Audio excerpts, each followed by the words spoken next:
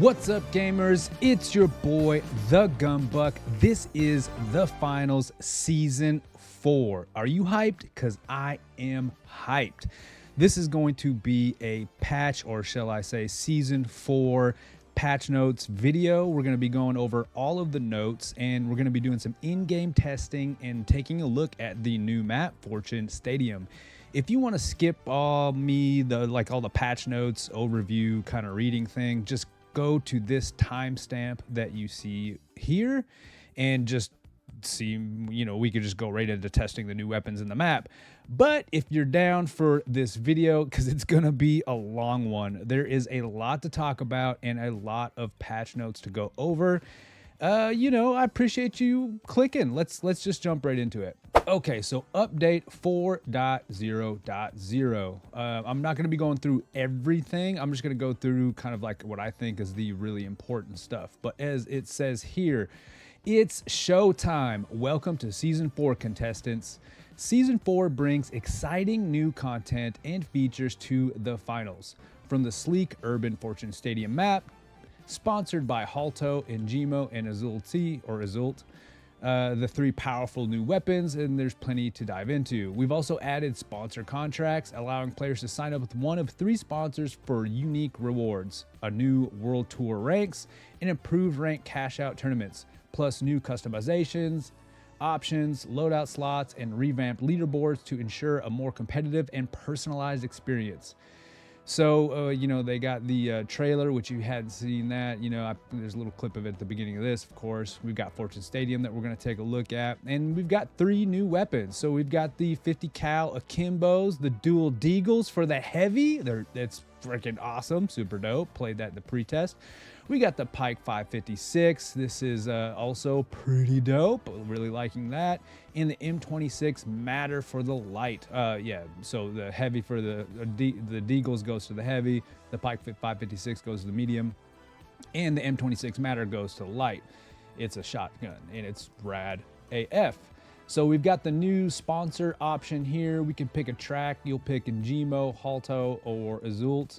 And you'll get like special, you'll earn fame points for that, and they'll track, community fame points, so we can kind of battle it out between, whichever sponsor you pick, and you'll get unique cosmetics depending on the sponsor. I know which one I'm going with. Which one are you going with?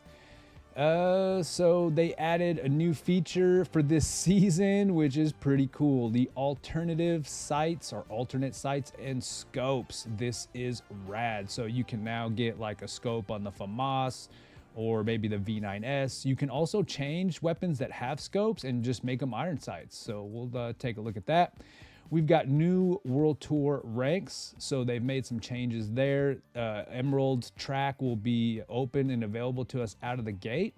And then they've also added Diamond to this. We'll talk more about that in a moment. New ranked mode, Cash Out is back in ranked, baby. 8 teams, 24 player tournament format. They've made some changes to how that rolls out. They've got cash out rule variants for ranked and World Tour, so this is pretty cool. We'll talk about that in the notes though, but they basically made World Tour so it feels a little more casual, while ranked ranked cash out feels a little more ranked D cash out. So one thing that they've done here is in ranked tournaments, the 10% team wipe penalty is active, and game show events such as low gravity are reduced or are disabled. To reduce the randomness. And so like in rank cash out, the loadout changes are the same in that they're only permitted between rounds. And then the opposite is in the World Tour, making it feel a little more cash. They removed team wipes, so no team wipe penalty in World Tour. And then also in between deaths, you can change your loadout. So I like that. I think that's pretty cool. A good casual place to play cash out, man. I'm digging it. They've improved the player cards, so the customization for player cards, they've added more to that. They've updated the circuits. So circuits now run in parallel to the World Tour stops and share the same sponsors, allowing you another way to earn rewards from the show's benefactors. So you can earn specific cosmetics depending on what sponsor is active in the World Tour. Pretty dope. 2 extra loadout slots. Quality of life. We went from 6 loadout slots to now 8, so you can have a couple of more customized drippy drips, different loadouts. New battle pass, of course. They've added some more levels to just the main career grind, so that's cool. Oh wait, here, new career levels and a new battle pass, of course. Leaderboard improvements, so they've added some things where they're tracking everything, so you can see where you land in quick cash, terminal attack, banquet, power shift, etc. New static crosshair setting. I actually really like this. So if you played the finals in the earlier seasons, you've noticed that whether you're running, jumping, your reticle will actually kind of sway depending on your movement in space. Well, they've added a setting in here where you can disable that basically, so you'll have a fixed crosshair no matter the movement. So I personally like that. Another quality of life change there. Facial hair customization. Everybody was asking for this, so we now have beards and mustaches and stuff, so that's pretty cool. And they've added a new first-time player experience. I'm interested in kind of testing this out, maybe starting a new account, seeing how that goes, but that's really dope. It's because this game, there's a lot to take in for, being brand new to the finals. And initially, if you remember, like in season 1, the new player experience was muy terrible. And they slowly started to add like new tutorials, and so this is pretty cool. So for the newbies out there, hopefully that's more welcoming. Season 3 rewards coming soon. This basically is just saying that they're still fleshing out some of the leaderboard things before they release all of the rewards that were earned in season 3, like the ruby stuff and the emerald stuff, etc. Let's see, whatever. Let's get into the details. Okay, here's the nitty and the gritty. The balance changes, right? So they're talking something new here in terms of archetypes, and I wonder if they've thought about each contestant as an archetype, the heavy, the medium, and the light. So what they said here is a dev note. We wanted to leave a quick dev note on the state of the heavy archetype, as we know there have been some frustrations that the heavy is, quote, overly nerfed compared to the light archetype. While the light, which is most played statistically, does remain much more played than the heavy, and the heavy statistically is least played, as of the end of season 3, across all skill tiers and modes, we see that the heavy is by far the most winning of the 3 archetypes, with light being the most losing. Our intent with much of the balancing is to bring all of the archetypes' win rates more closely in line, while also equalizing their pick rates. This ultimately means that, when it comes to the heavy, we need to work through a process of both making it more balanced in terms of power and making it more fun to play. This will be an ongoing process, but is the underlying thought process behind some of the changes made to start Season 4 when it comes to balance and usability of items. So here's what I have to say about that. I think it's really interesting that the light is most picked and also has the lowest win percentage statistically. And I think, the reason for that is the light probably seems fun to play as compared to the other 2, maybe just in terms of its tech, its mobility, and the vast array of its gadgets and weapon choices. I think it has probably the best weapon variance and weapon validity when compared to its peers, meaning the medium and the heavy. However, the light is kind of tough to play, or shall I say tough to be good with in higher ELO for sure. If you're just in the pub smash or the more casual playlists, it might be a little easier to have an impact with the light. But again, it contributes least to winning. You have to be really good and understand how to play as a team to get the win with the light. It's easy kind of to just smash kills with the light, but that doesn't lead to a win necessarily. Well, obviously statistically. So I think it's funny because a lot of the people who aren't very good, shall I say skill issue, they pick the light because they think that they're going to boss with it in beast mode, and maybe they do get some kills or a positive KD, but they're not contributing to winning the match. Whereas the heavy, I think, is far more impactful in contributing to the win. I know that's how I feel, especially when I get into my higher ELO lobbies. Like, if I'm going to play light, I have to be on top of my shit if I'm going to actually contribute, because that's what matters to me. It's not just like getting my KD up. I want to win. And, I really try to play the light in a way that contributes to the W. And it's hard. It's really hard to do that. I feel like I'm way more impactful to the W, or it's easier to have more of an impact on the win when I am playing the heavy class. And I'm a flex player, so I play all 3 classes. I like to pick depending on how my team is picking and sometimes how the lobby is picked, if I can. So I think that's pretty interesting. And I also don't think they're going to accomplish this. Like, I don't think you can balance what they tried to say here in terms of like making the heavy fun and impactful, but while so they can increase its pick rate, but also balance the win rates too. Like, I don't know if that's something you can have, personally, or if that should even be a goal. But nonetheless, let's get into some of the changes. So for gadgets, the anti-grav cube, it's a radius increase and a height increase to its effectiveness. Cool. Breach charge, they increased the ammo to 3 charges, and they increased the cooldown to 30 seconds as to try to balance that. They say that they felt the breach charge has become underused in the current meta, and they're trying to get the pick rate up. Data Reshaper, they increased the range from 15 to 21 meters, so that's pretty cool. And then they increased the number of charges from 2 to 3. Just again in the spirit of trying to get the Data Reshaper more viable as a choice. Explosive Mines, they decreased the damage from 140 to 120, and they decreased the cooldown from 30 to 15. But they also decreased the ammo count from 2 to 1. And so I kind of like this because so many times people just very quickly double stack the mines. And so it usually like an insta death, pretty much depending on which class you picked. And so they did this. Oh, they actually put a note. Our intent for the explosive mines has always been to have them as a defensive gadget that covers choke points to help protect an objective, and where placement is a skill. Being able to immediately place 2 of them back to back led to a lot of mine stacking, often right on the objective, and allowed defenses to be set up too quickly. We hope by adding 15 seconds between each deployment and less damage will lead to less stacking and encourage teams to get the objective location sooner in order to be able to fully set up defenses before combat commences.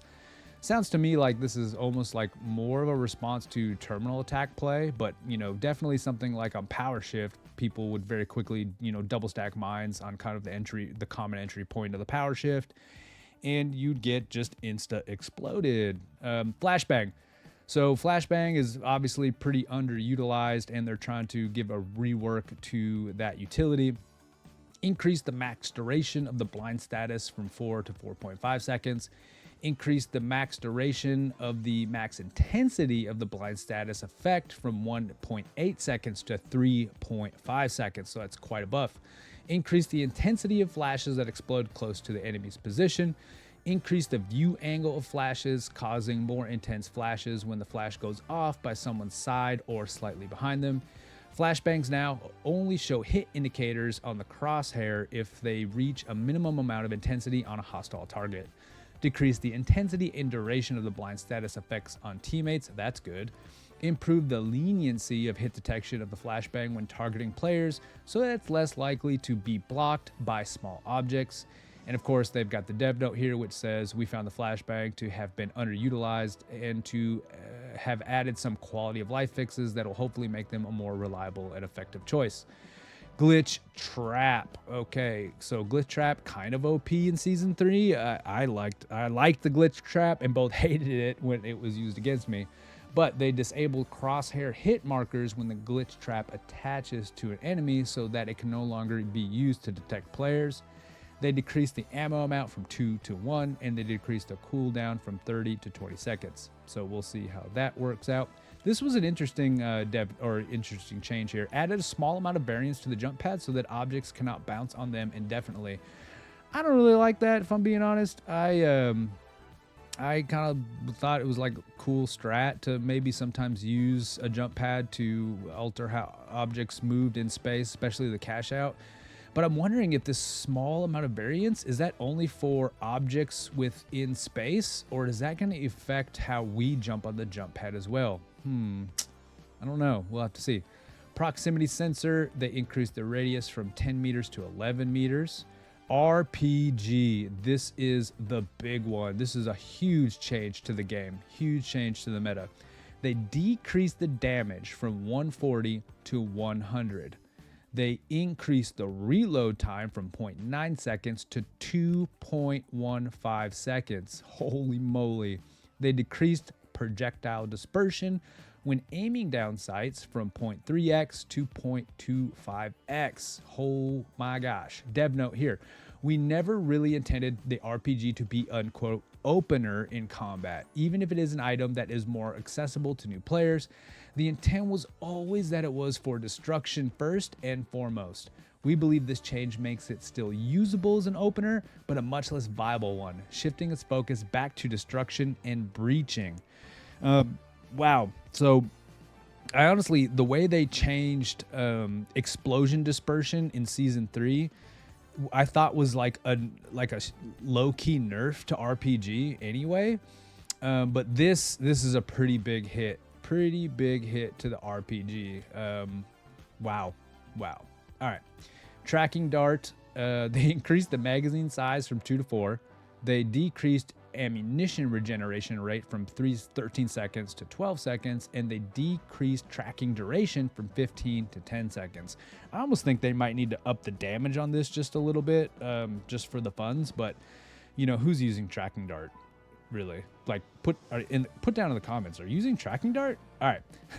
Zipline. They decreased the zipline height slightly so it could fit through doors. That's only a change there. Liftables or arena carryables. I don't know why they're calling it liftables. That feels new. Propane gas canister. Decreased direct physical impact damage from 50 to 25 HP.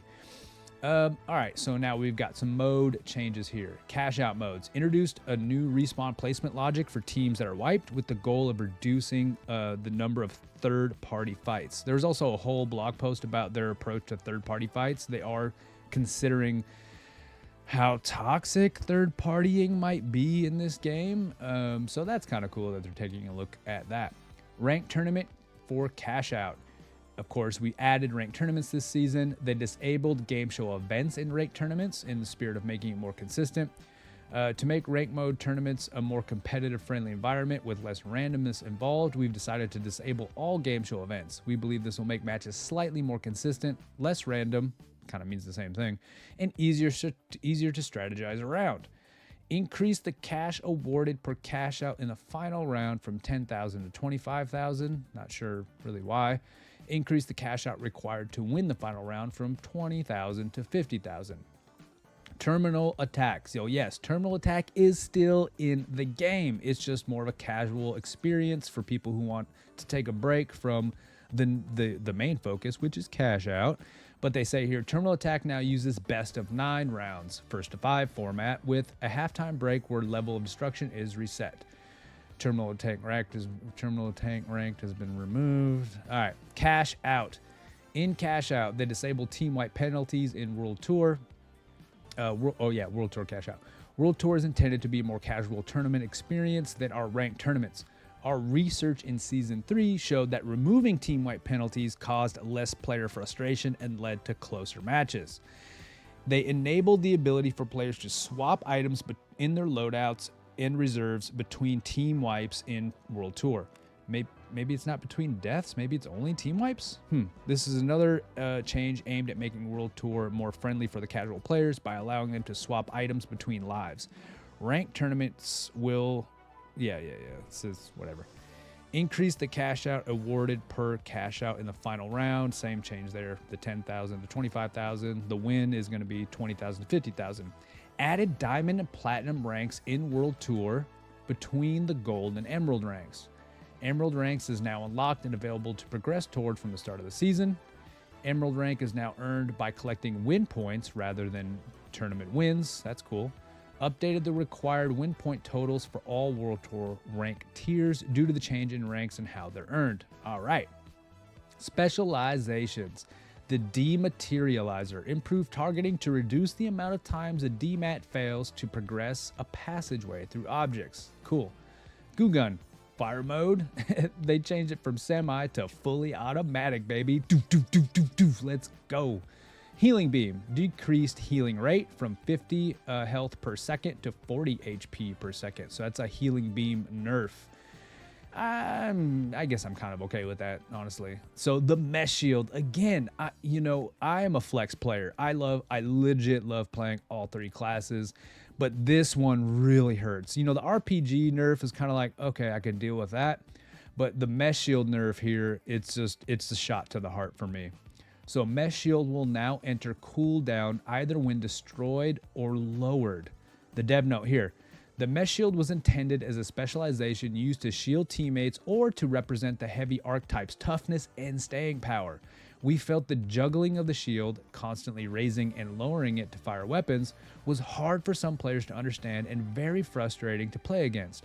We understand this is a significant change and will obviously monitor its impact closely.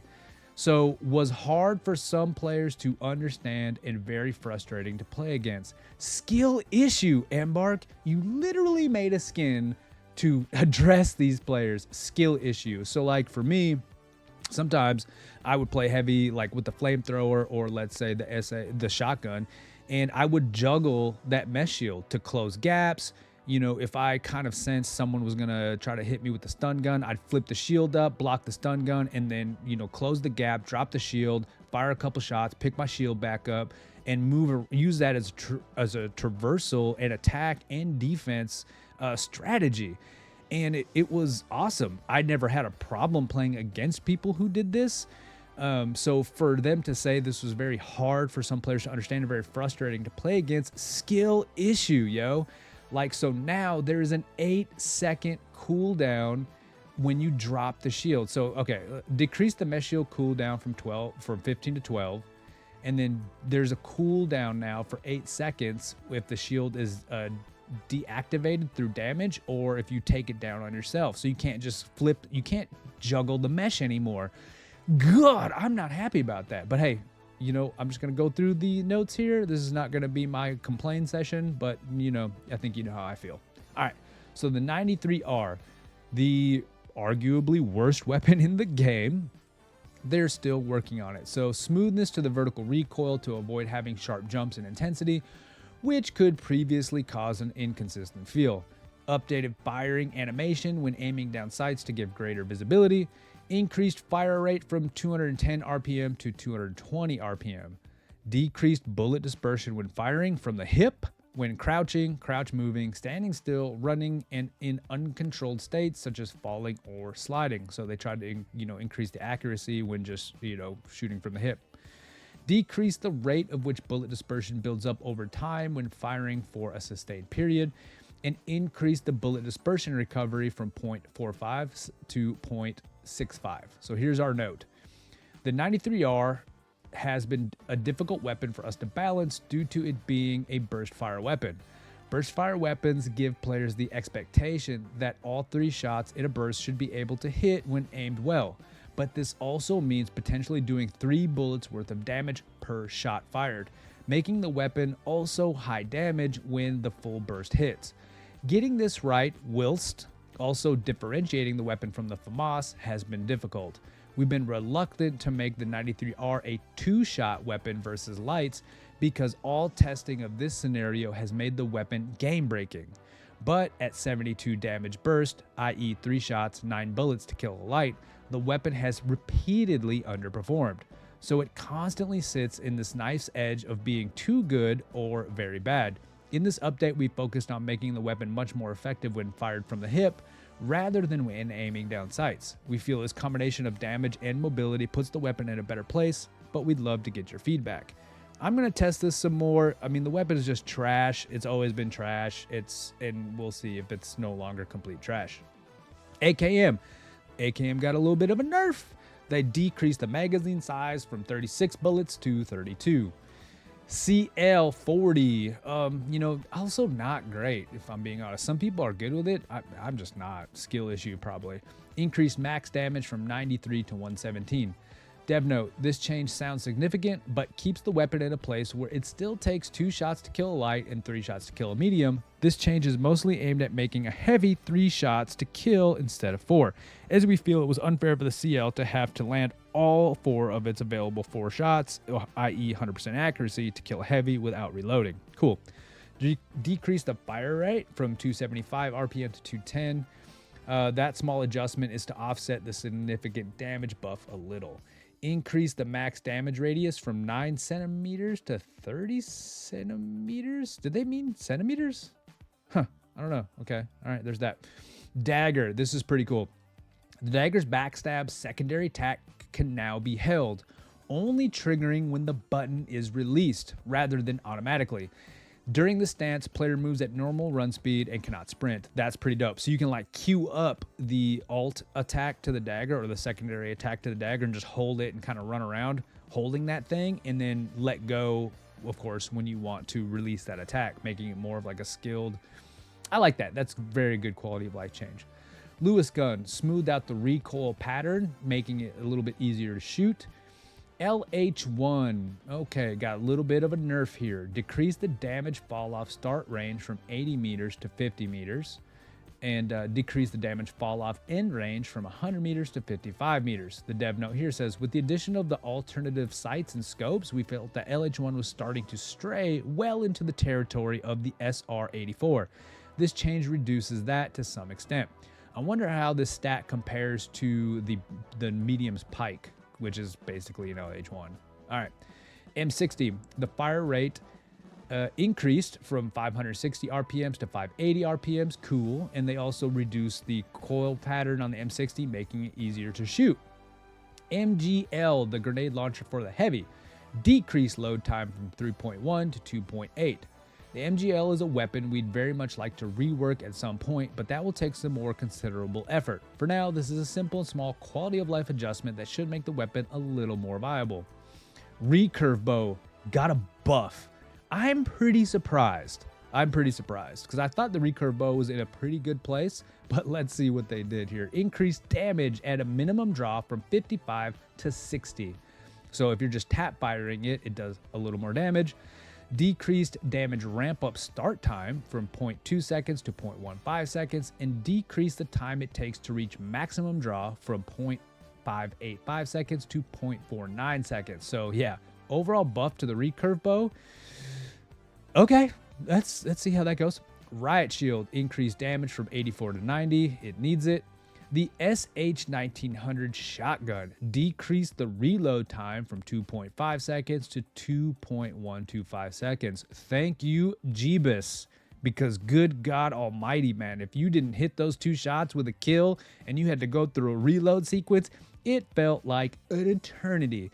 This is definitely a choice to try to make it more viable when compared to the M26 Matter, the new shotgun for the light, which I think is going to take over. The spear increased run speed modifier during secondary spin attack from 65% to 75%. So I think when you're doing that secondary spin attack, you're going to be able to move a little faster. The SR84 sniper, they updated the SR84 to now fire hit scan rounds only up to 40 meters range. After that point, it'll become bullet drop with gravity and drag. So the note here says that while the SR84 is by no means overpowered or overly successful in many of our modes, it has become somewhat oppressive at very long ranges in modes like terminal attack and power shift, causing frustrations for a lot of players. We feel this change limits much of the very long range harassments that players found frustrating while maintaining the skill level and responsiveness in medium to long range encounters. This is pretty interesting. I don't know, tell me in the comments if I'm wrong here, but I don't know a game that had a weapon that did both hit scan and bullet drop, right? Like in Halo, for instance, it's all hit scan. So the sniper rifle in Halo it's all hit scan, and like let's say Fortnite, for instance, it's bullet drop. But it's all bullet drop for the sniper rifle. I've never seen a game that mixes them, so I found this to be pretty interesting, that up to 40 meters, it's hit scan, and then after that, it moves into bullet drop territory. That's going to be, is that going to be tough to get a vibe for, to kind of get that feel and kind of understand those ranges and when you're going to have to start implementing the bullet drop? This is going to cause confusion in the aim. Is it going to take a lot more time under tension? At the end of the day, I think it's a change in the right direction because, got to be honest, on power shift, them snipes get annoying. But all right, anyways, sword. Updated the attack sweeps to be more centered on the crosshair, making the weapon more accurate. Increased the range of secondary lunge from approximately 5 meters to approximately 6 meters, and the secondary lunge attack now maintains its top speed for slightly longer. Cool. Throwing knives, they got the same buff as the dagger got, so throwing knives secondary attack can now be held, only triggering when the button is released. I love that. That is dope. XP54, say it ain't so. They nerfed the XP54. Oh, this breaks my heart. Increased the magnification of the XP54's sight slightly as part of the addition of the alternate sight scopes, and they decreased the damage from 18 to 16. Oh, that really breaks my heart. Oh man, I don't know if it needed that. I really don't. I thought the XP54 was probably one of the best balanced weapons in the game. Maybe that's a hot take. Tell me if I'm wrong. However, I think this is going to make the M11 a real contender. If you put that red dot sight on the M11, and now we've got the decreased damage here from 18 to 16, I really think the M11 might it's gonna give the XP54 a run for its money in terms of picks, from my opinion, of course. I'm not really gonna go through the content and bug fixes here. It's just little things that have been glitching and not working correctly. That's if you'd like to go read that, you definitely can. So now let's go test out some weapons. Okay, so the first up for testing here is the M26 Matter. Let's take a look at what we got here. So on the heavies, 1, 2, 3 shots on the heavy in the body to go ahead and take him out. Let's check the head here. 1, 2, 3, same deal. So we don't get really any head modifier for that. On the mediums, we got 1, 2, 3. Was it 3? I thought it was 2. Let's see. 1, 2, 3. Ooh, it is 3. They changed that because I swear in the pretest it was 2. So for the light, 2 shots for the light, and again, no modifier for the head. And then of course, let's check out the bullet dispersion here. So when you shoot this thing from the hip versus when you aim down sights, you get absolutely no change in the bullet dispersion, really. So it's kind of like the model. It's not really gonna help you that much aiming down sights. And so let's check out some bullet dispersion at range.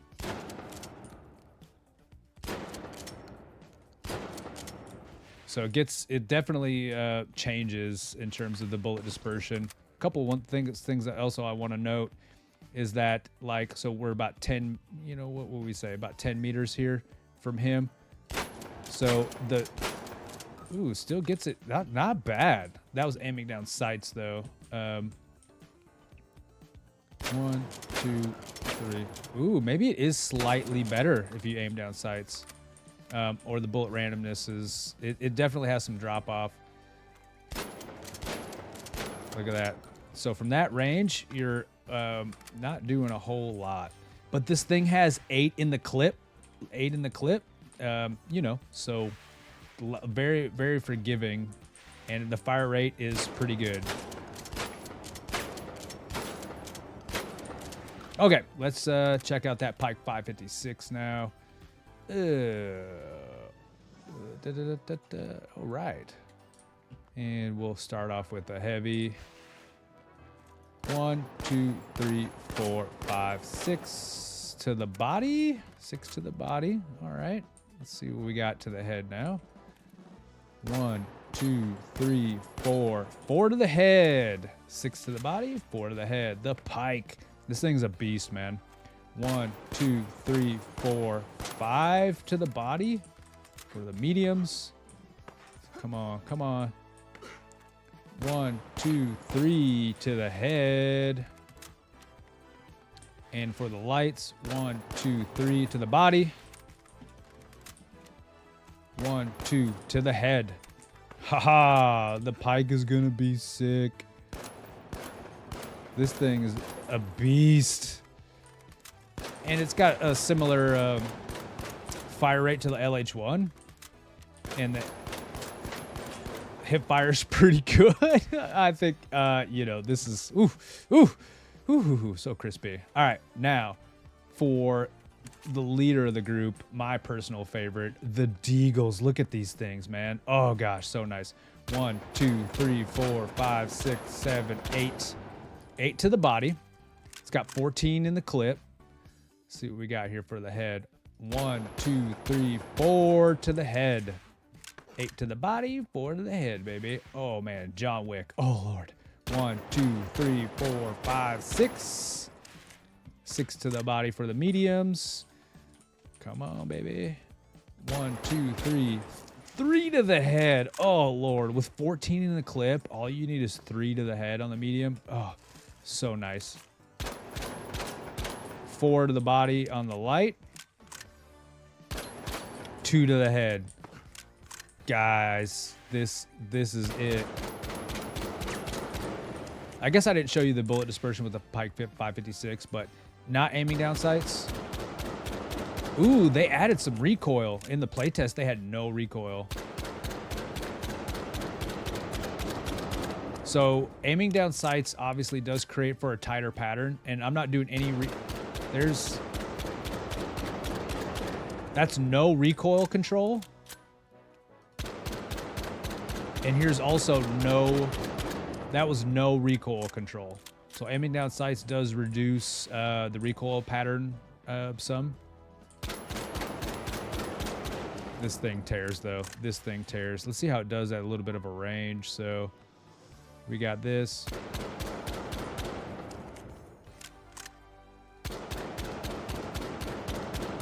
So it definitely gets wild if you're not aiming down sights.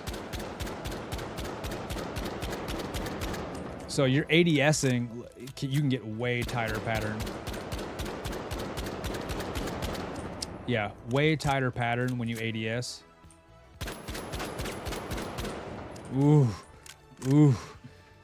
Oh man, I'm super excited. Okay, now let's check out Fortune Stadium.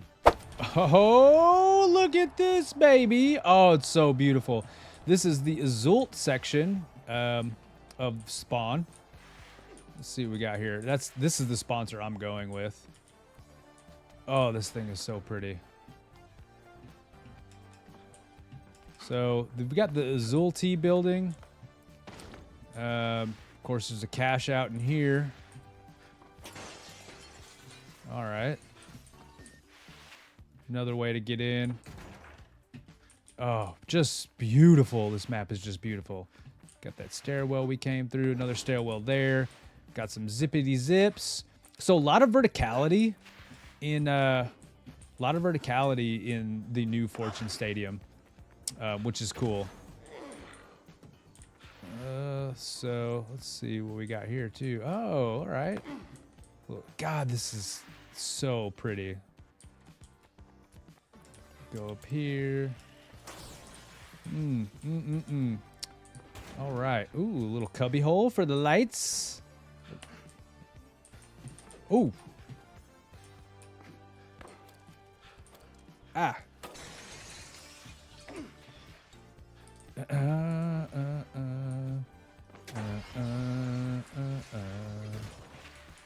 All right, I think that does it for the Azult side of things. Let's take a look at the rest of the map. So here's your center part. This, you know, it's got a lot of elements of other existing maps, which is I'm not mad at, by the way.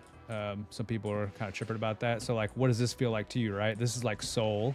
The hospital would be over there. You'd have the bridge. But in this case, we got the Azult building or Azult building. Here's kind of like the that one part with the crane in Seoul, but slightly different, obviously, right? We don't got any crane. Here's that part of the roof there. Oh, you can remember that's, ooh, this is familiar. Okay, all right. This should be elevator. This usually has a glass, and then the crane would be over here. Got God Zip. So a little bit different, a little bit different. So again, look at the Azult building, and then we've got Haltau over there. Oh, okay. Right, look at that some subtle changes to the loadout. Let's go. What's going on over here? Okay, we got some stuff. Got some good battles. A little man cannon right there. Oh, right. Another little escape for the lights. Let's see what we got. Ooh, all right. Look, God, this is big. This is Azult as well. Yeah, this is like an Azult section in that. God, look at all the verticality. And so you've got numbered. I like that because you could say like someone's on level 3, level 1. Oh, hey, there's Unicorn Slayer. What's up, Uni? Unicorn Slayer is drinking some coffee in real life right now. I just had to get her in here to load up this map. All right, still exploring. Got a whole backside over here. Look at, dude, this map is actually decent size. You know what I mean? Let's go ahead and take the elevator. Oh, all the way up. Huge, huge. Oh, all right. So that's kind of the vibe for that building. Oh, so it's all connected. So is it only Azult and Haltau? Where's Njimo? Shouldn't we have like an Njimo building, right? Huh. It's interesting. God, this is so big. Oops. Oh, Lord. Where's a... I thought there would be like a canister. Ooh. Oh, look at that. Ooh, you can kind of like... That's sneaky. Sneaky, sneaky, sneaky. Ah! Sneaky. Huge, huge, huge. And so again, this is kind of like Seoul. You know, this would be that area, like the open courtyard area in Seoul. But this is clearly like the Haltau themed section of the map. Some good fights out here. Got a big elevator. Oh, okay. What do we got? A little fighting, some accessibles. Let's see. And oh, okay, yeah. And this man cannons you back over to that section, which we haven't really been. We haven't really been over there yet. That's Njimo. Oh, derp. Okay. All right. So we do have the Azult, Njimo, and the Haltau sections. God, this map is just massive, right? Lots of verticality, lots of sight lines. Of course, this map has levels as well. I know there's like some cash outs that you hold over in some of these areas in playing the pre-test. All right, all right. There's a zip here. Taking the zip.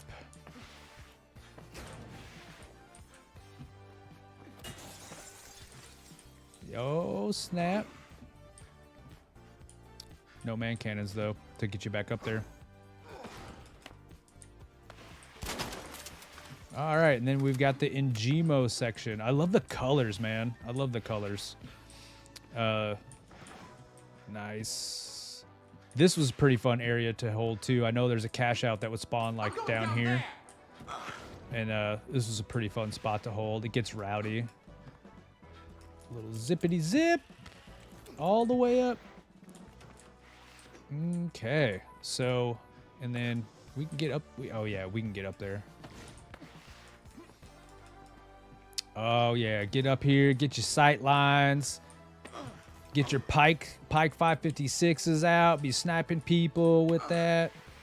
Some good map traversal. So that's, I think that about does it. Like, yo.